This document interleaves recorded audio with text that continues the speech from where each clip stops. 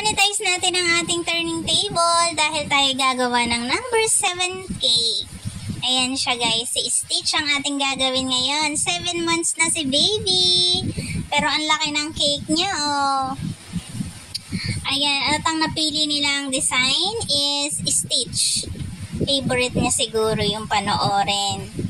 So, ayan, nilagyan ko na siya ng filling dyan. Tapos, patungan ulit natin ng cream. At ilagay na natin yung half ng number 7.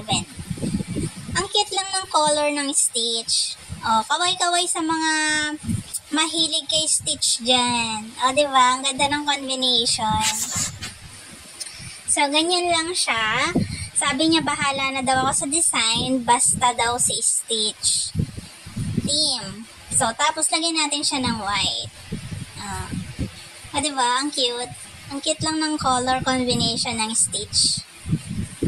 Tapos, nagprint na ako dyan ng Stitch topper. Nilagyan ko ng tape sa likod para hindi mabasa ng icing. Ayan siya. Sila Stitch. Diba? Iba-iba. May nagigitara, nakahiga. Ayan. Ayan siya. Tapos, nilagyan lang natin ng fondant na dahon para lalo siyang gumanda, at saka ng starfish, 2 pirasong starfish. Ayan.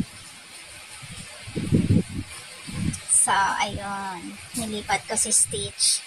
Ayan na siya. Oh. Tapos, lalagyan lang dyan ng sprinkle, at saka yung name niya, si Andres. 7 months na si Andres. Happy 7 months sa'yo. Thank you po sa pag-order. Ayan, don't forget to share our video.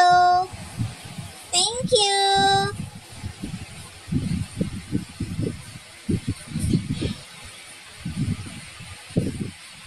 Ayan na po ang ating finished look.